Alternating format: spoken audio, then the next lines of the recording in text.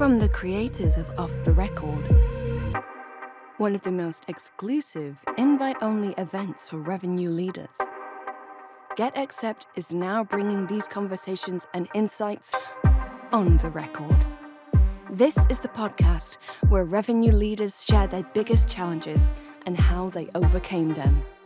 And here's your host, Morgan Ingram.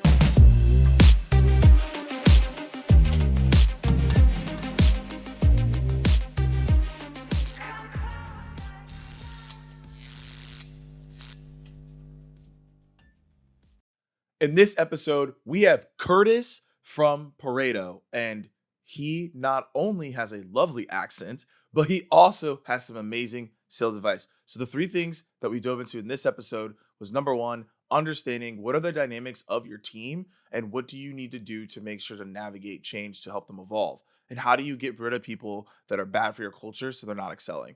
Number two is, are you adopting the good to great mindset for your team? How are you making sure that they're being the top-notch person across the board? And three, are you making sure that you're setting up frameworks and systems for your team so they can consistently be successful? So in this episode, Kurtis shares the blueprint on how he went from a sales rep all the way to a VP of sales and how you can do the same thing. Okay, y'all. So Kurtis has been avoiding me for the past couple months, but we finally got him on a podcast episode. So Kurtis, what's going on? Hello, Morgan. Yeah, I have been avoiding you, but luckily I finally get the opportunity to see you. So how are you? I'm good, man. I'm good. We're here. And as you all know, we're going to break down what is the biggest challenge that Kurtis has gone through, sales leaders, as you all know, and then we're going to figure out how he overcame it. But we're also going to ask a question here in the beginning based on some research that I've done. So, Kurtis, I saw that when you were in uni, you studied Spanish and I think it was Mandarin, if I'm not mistaken. So it says you were a Chinese mentor. Can you please tell me about this experience? Can you still speak Mandarin? Like, what's going on there? Yes. First of all, thanks for tailoring uni to me rather than saying college. Look, I know. You've got that on lock, first off, thank you. But no, yeah, you're right. I went to Manchester University. I was actually going to do French and Spanish until 2 weeks before. And I was like, do you know what? Loads of people do that. I'll mix it up. I'll just change straight up to Chinese. Mandarin. And then during kind of my year abroad, I lived in China for 6 months and then Spain for 4 months. And I was okay at speaking it, but I've kind of, since I left college, been in this role at Pareto for 13 years. So I would say that my language is hit and miss relative to some other people now, but it was a pretty cool experience for sure. Where were you in Spain? Were you like in I was in a place called Almeria, which is in Andalusia. Hopefully no one trolls me for my accent just now. But yeah, no, we were at Andalusia. It was really amazing. The really hot, dry part in the southern area in Spain. Okay. You been? Awesome. I haven't. I've been to Ibiza, Barcelona, and Madrid, but I haven't been to where you're at. So it sounds great. I might go check it out next time. Yeah, Ibiza is... that's the party place, isn't it? It's a little bit different. No surprises. Morgan's found himself there. Anyway, that's a different podcast episode on what happened in Ibiza. Dial me in for that one. I'm there. We'll have a bonus. That's extreme. We're on the record now. That's an off the record one, right? A reason I brought that question up is because it is going to go into like your biggest challenge, but how you went and learned two different languages, and according to data, Mandarin is actually one of the hardest languages to learn because there's about like 100 different dialects from my understanding. So do you feel like because you went and learned those different languages, it actually helped you in sales because it was like, okay, I got to go through another learning curve. Obviously, learning sales is pretty difficult. Once you get it, but it is a journey. So I'm curious if that translated to learning the skill set or it had no impact at all. Yeah, it's a good question. I would say that the biggest thing that doing languages gave me for a career in sales was pushing myself outside my comfort zone. Like, I'm the first person that went to uni, college for my family, and I'm really grateful for. And I was like, right, I'm going to go and do this because I'm going to have to move to another country where I know no one. And I, by the way, don't speak the language that well. And it just really made me comfortable being uncomfortable. And I'm a people person for sure. And it definitely kind of threw me in the deep end. And I think that's probably more so what gave me a setup for a career in sales, as opposed to the ability to learn a different language. It was more the mindset of just doing something that is really kind of most people would not want to do. But I always recommend it 100%. No, that's awesome. That's awesome. And so let's dive into the challenge. So you said you've been at Pareto for 13 years. I'm assuming you went from a rep all the way, obviously, to VP of sales. So you've obviously gone through the ranks. If you had to pinpoint as a leader, maybe in the past couple months, or maybe it was a couple years ago, what was like the biggest challenge that you went through? Yeah. I think, I think you face challenges every day. Like, that's part of leadership. But I think that starting out at Pareto 13 years ago, kind of everyone in the business up to VP level started out at that level, because that's kind of who we are and what we sell. It's about high potential people for sales, and you train, develop, grow within that. And I think my biggest challenge was probably 2 years ago, when just over 2 years ago, I moved to the US. And that was a challenge because it was just coming out of COVID, when we sell to tech companies, revenue leaders within SaaS is our ICP traditionally in the US. And what we found was that after the COVID kind of died back, everyone wanted to hire. It was going crazy. I wouldn't say it was like taking candy from a baby in any way, shape or form. There was still a sales process. But it was tough. And we were able to sell quite easily to a lot of our clients. And then probably the back end of September 22, it started to get really tough again. And I think we're still probably seeing this normalized market right now, whereby you're really having to lean into understanding how to properly sell again. And I think that all the challenges associated with a team thinking, wow, this is a bit more difficult. What do we need to do now? How do we do that? That's the real challenge, I would say, over the last 18 months to do that. So it sounds like it's getting the team to adjust to properly sell instead of just like you just show up. So what were a couple of things that you saw that were challenging for the reps to do that? Was it just their mindset? Was it hey, they just didn't know what they didn't know, so you had to like teach new skills? Like, what was going on there? Yeah, no, good question. I think it's two things. I think it is the mindset and the skill set. I think that salespeople like to win. They like to be hitting target. And I think to go to a place where it was really easy to being way more difficult was really tough, I think, for people to take, and for me to take as a leader as well, right? So it's getting them to be able to see that actually this is what we need to do differently. And then hearing from them as well. Like, it's not just me telling them what to do. That's the most boring, like, non-functional leadership ever. It's about understanding from them what they think we should be doing differently. But also, like, speaking to our clients, like, what is it they value? What do they think we should be doing moving forward, so that we can really be relevant in the market and also help the team go on that journey with you as well. So I would say it's both. I think it's mindset and skill set that we needed to improve for sure. Okay, so mindset, obviously we know when that's elevated, you then are more open to obviously improving your skill set. You obviously don't want to talk at people. You want to work with them. Now, the question becomes, though, what about people who, again, they were doing well or even phenomenally well during the easy times? They're not doing as well during the bad times, and you don't see them actually coming out of that bad spiral they're in, but they were one of your top performing reps. Did you face that challenge, or were you fortunate enough, like, maybe you bypassed that? But I'm curious. Yeah, no, we definitely face that challenge. I think that it's tough. Some people get through it a little bit quicker than others. Some people, don't want to make the change, and they get that grass is greener mindset, and they perhaps look elsewhere where it's, potentially easier. But I think overall within our team, people slogged through it and learn, and we had a good attitude to getting it done. But I think that it's what enabled them to do that is really important. So it's about getting their ideas around what to do differently. It's not just me or leadership telling them what to do, because that is the least inspiring way of working as a team. No, like, you're not going to want to do that, are you? Like, do this. No one's going to want to do that. No.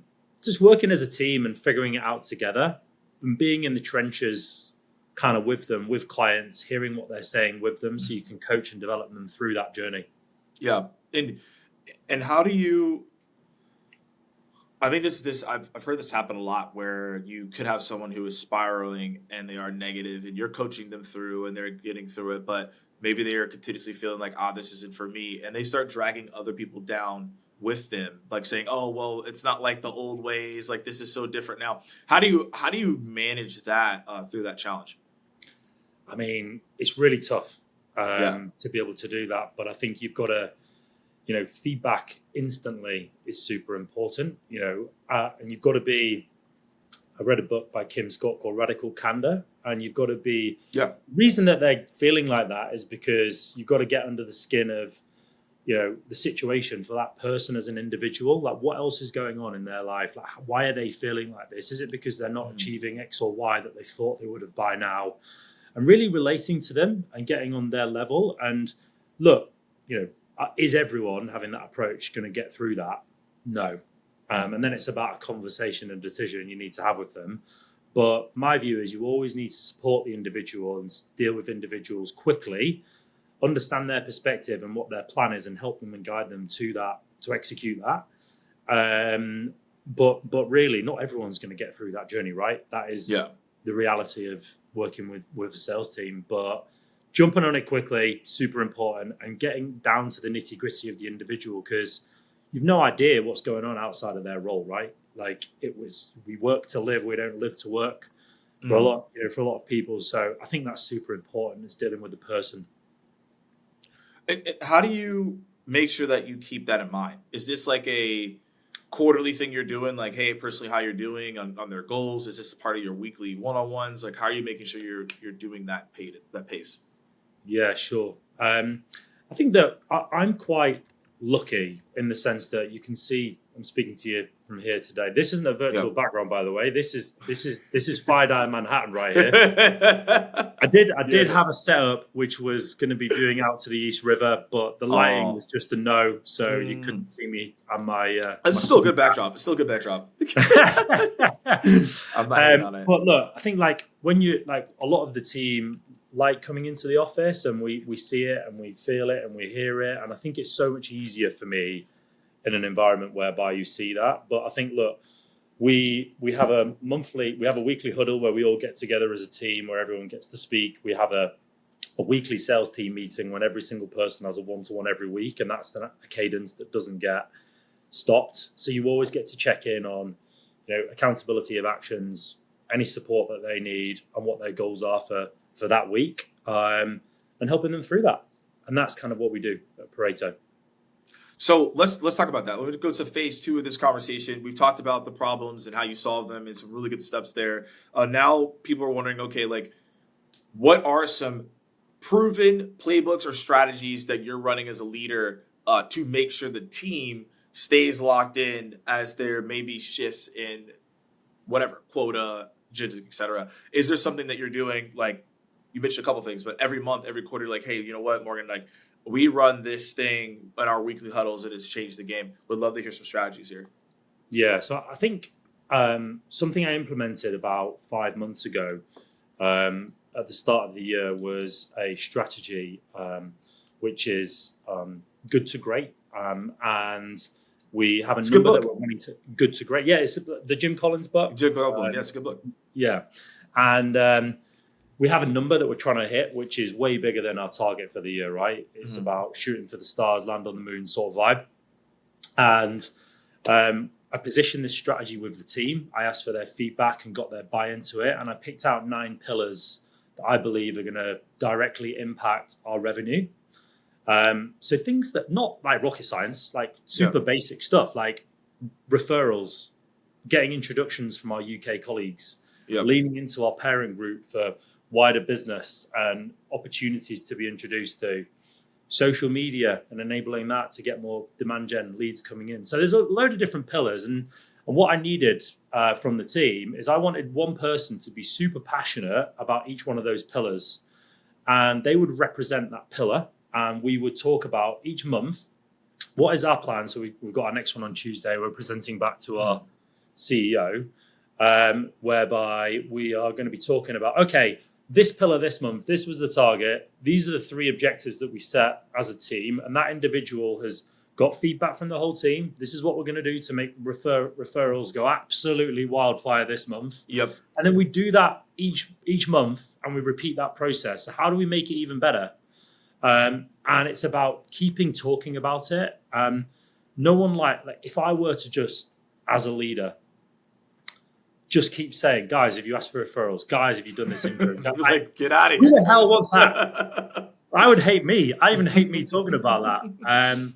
But, you know, I think it's about enabling the team to own it themselves and talk 100%. amongst themselves above it.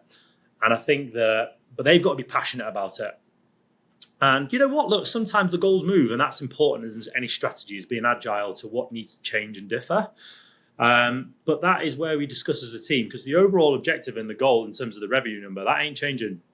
But the pillars can change in order to deliver that number. And that's where we discuss as a team. So that's our cadence. We get together each month, we review each pillar, come up with a new plan for the following month. And that's how we execute it.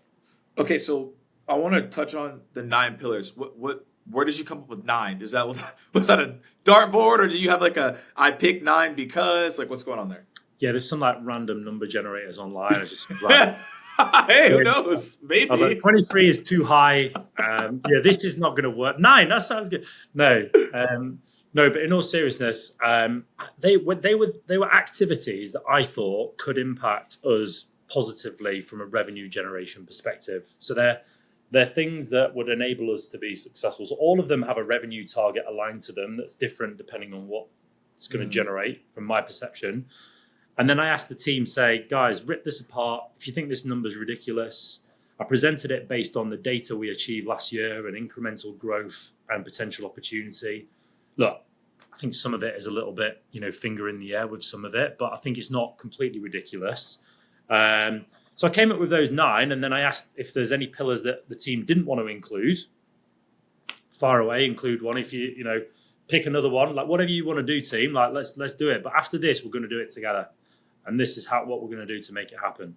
Mm-hmm. And I think that bottoms up approach, rather than me saying what needs to happen. Obviously, I'm creating a framework for the results. Yep. But I think the bottoms up approach to leadership is so important. That's my style as a leader. Like, I'm not an Elon Musk, shout out Elon Musk style approach where I'm just like, no, this is what we're doing. This is how it's going down. You're not like Steve Jobs. And I'm not, I wish I was, but it's just like, I think you've got to be genuine. You've got to be your own person when you're in leadership. Otherwise, people don't want to follow where you're going. So I think that's my approach and what I did.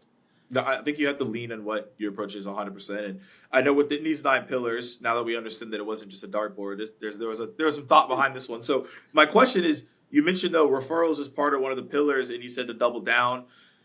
Is that just every month, like strategically, you're like, this is the double down thing that we've just seen to work due to data, and now I'm assuming there might be awards or spiffs on that too later down the line, or is it just, hey, this is what we need to double down on because we know this works and like this will help you make more money? I know you mentioned a couple of things on how you're setting that up, but curious if that obviously that these double downing on these pillars changes from time to time. Yeah, no, it's fair. I think, I'm sure you'll have seen a load of LinkedIn posts about referrals and the benefits of them, and I think and I'm the same, right? If I say I asked for referrals in every single meeting I go up to, I'll be lying to you. Yeah. and I think, but if I could be 20% better than that, 30% better. Each month, and we keep talking about it, then it's about accountability and execution. People talk about strategy, and that's what you need to be successful. Actually, a lot of it's about execution. Yeah. And I think creating these behaviors is really like simply what it's all about. And I think that the more we talk about it, the more we think about doing it differently, the more likely it's going to become a behavior across the whole team. So the person leading the referrals pillar is the best at getting referrals. So look, maybe what we do in 3 months is we perhaps change the pillar leader to share some of that ownership. So I think it's just about keeping it fresh, keeping it live. What do we need to do differently, and talking about it. I like this. You've said it a couple of times, and I want to double down on it in case people miss it. The pillar leader. I think that's different than, they're like SDR captains, there's AE captains, there's things like that. But you're saying you're a leader of this pillar. Now, obviously, if you're a pillar leader, you have to be doing what the pillar says. So what has it? There been a scenario in this playbook where someone was a pillar leader and they weren't doing what they were doing, and like, do the reps say like, hey, like you're not doing that? Is it like people call themselves out on it, or do you have to kind of pull them aside and say, hey, like what's going on? Because I'm assuming this person is also probably doing coaching within that month around the pillar, but you got to be doing it. Yeah. I mean, if my team watch this, then this is a bit awkward, but I think yes. So everyone's going to be like, "Oh God, is this me? Who's doing?" No. But in all seriousness, yeah. Look, we're people, right? These things can happen, and I think that we all have conversations with each other, and it's about stepping it up, amping it up, making it sure that we're holding each other accountable. And I think some people have super busy months and it's not part of their target, right? This is something that they're doing above and beyond in their role to be a great team player, which is what it's about. It's about collaboration. It's about working together. That they don't currently get remunerated off the back of hitting their pillar number. Right. So you might have just cost me some money there, Morgan. Cut the part out. But in all seriousness, I think that the main benefit, whilst it does drive the overall revenue number, it's about bringing the team together and talking to each other and working as one unit. We have like a way of measuring that is we have I don't know if you've heard of Peakon. Peakon. Yeah. So part of Workday now, and we have our Peakon score in the team that we do quarterly is pretty high. Which I'm pretty proud of because that's a sense of like the mood in the camp. And a lot of it is down to, I think, working together better as a team and feeling part of a bigger thing than just themselves. And I think this strategy enables people to do that. When it stops, we'll stop it. But it's working really well right now.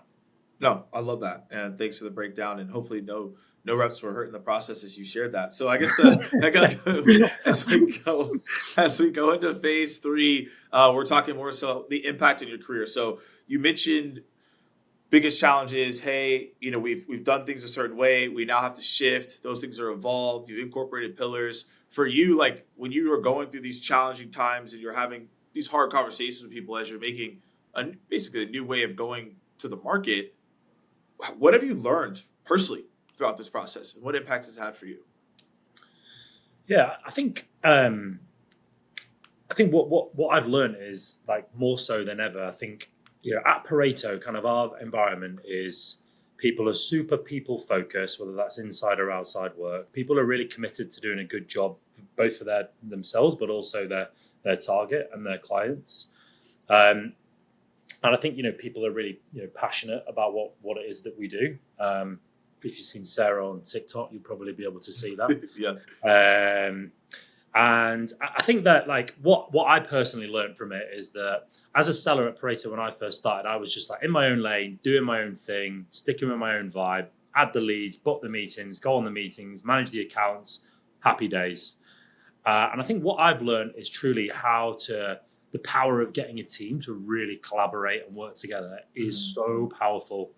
And I wish Leeds United could learn to do that as well, because last season they were awful. But hopefully we're going to be better this season. But stay tuned. But in all seriousness, I think I get my motivation out of seeing other people grow now. And I think people have really grown in the last 3 months, 4 months, especially given this new strategy. And I think that's what makes me feel like I've given career growth, is the vibe that we've got in the team and the passion that I feel for being at Pareto right now.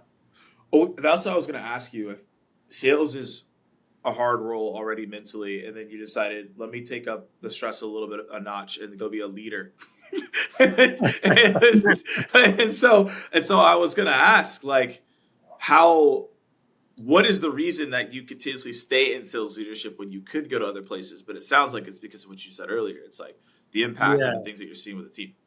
Yeah, I think, look, when I stopped getting challenged, we're the UK's market leader in the assessment, placement, and training of salespeople across, all different markets. But in the US, we have quite a few software clients because a lot of software companies naturally are founded in the US. Yep.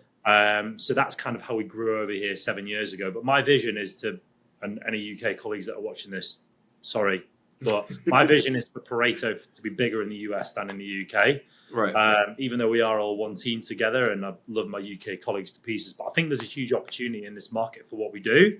Yeah. And yeah, I feel like that is, what keeps me going is that vision and in belief in what we do. Like, I truly believe what we do is amazing.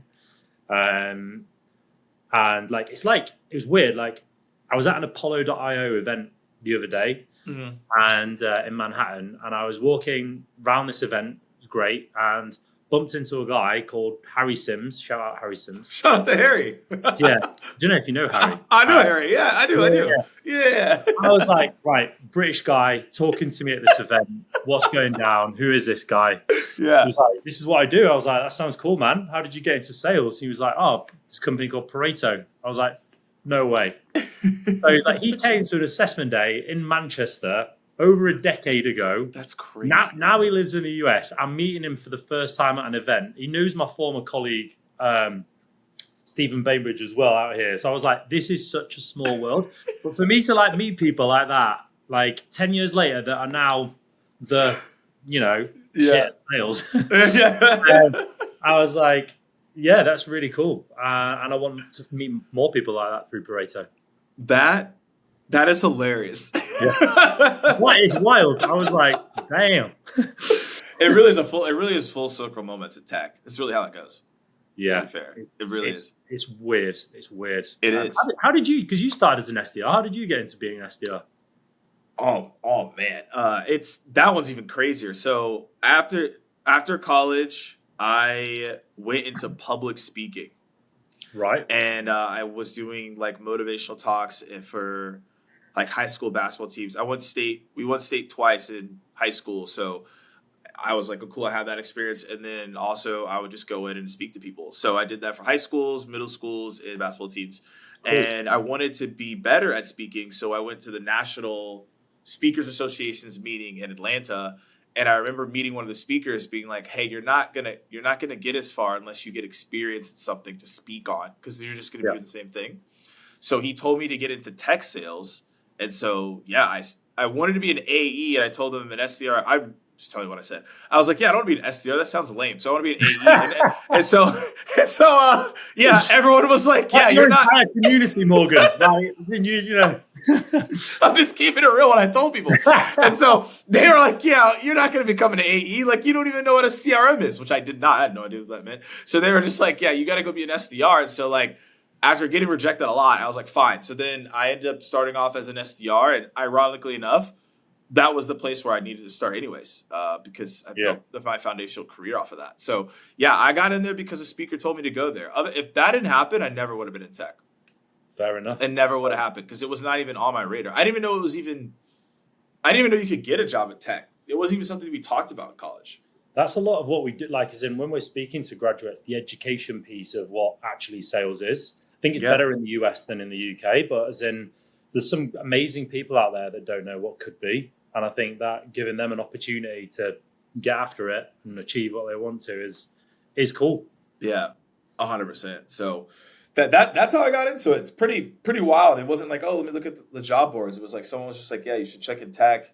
They told me they got like $8 million in funding. I was like, I don't even know what that even means, but it sounds like they have money to pay me, so I probably should go there. So that's literally was my thought process when I came out of college. I was like, well, it worked out. So congratulations, Morgan. Yeah, they put me in the right spot, so I'm not mad at it. So that's what ended up happening. As we wrap up here, I have a final question for you, very very personal. Actually, I was curious because you said you're a person that likes to challenge yourself, which is why you've come over here to the States from the UK. So my question to you is, how do you continuously challenge yourself but not lose yourself in the process and still improve professionally? I think it's just like who I want to be. Like, that's the person that I wake up and want to be, like, to challenge myself, whether it's through work, whether it's through my network, whether it's through going to the gym. Like whatever it is, like it's who I am. Like Yeah. I enjoy that. Like that's what I'm passionate about, is challenging myself. And I think it's unrealistic to, I think those are the main like three pillars that I think you have in life is, there's work, there's your relationships, which is either friends, family, or your better half. Yeah. And then there's your health. And I think like one of them's always going to be down. And I think it's just knowing that if you remain positive, you work at it, you challenge yourself, then you're going to be in a better place than yesterday. Without getting too, mushy about it. But that's kind of what I believe, as corny as it sounds.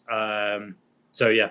No, I was just super curious. So as we wrap up, you mentioned relationships. Is there anybody you want to shout out or mention as we wrap up the pod today? Thank you, Morgan. I was going to ask to do that anyway, so I'm glad you asked. I got you. I think I wouldn't be in this position or without my team at Pareto in the UK and in the US, and also for me having this opportunity. So, shout out to all those guys. Check them out on LinkedIn. They're going to be posting all the time, and add us and hit me up. And shout out to the team.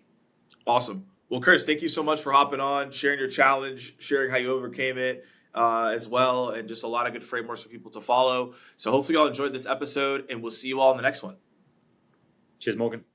And there you have it, folks. As I told you, this episode was going to be fantastic, and Kurtis absolutely nailed it. So I'm going to do a quick recap on things you should do right after this conversation. Number one is if you don't have different lever points like we talked about in the conversation on how to keep your team motivated, you need to start doing that. Number two, this sounds really simple, but do you have weekly check-ins with your team? Are you checking with them quarterly, make sure they're heading in the right direction, personally and professionally? That's something we learned in the conversation, and you absolutely want to do that. Number three is having candid and transparent conversations with your team across the board, especially when change is happening, as we learned in this conversation. So definitely make sure to take action from what we talked about. Go follow Kurtis on LinkedIn and all the best practices he's sharing, and we'll see you on the next episode.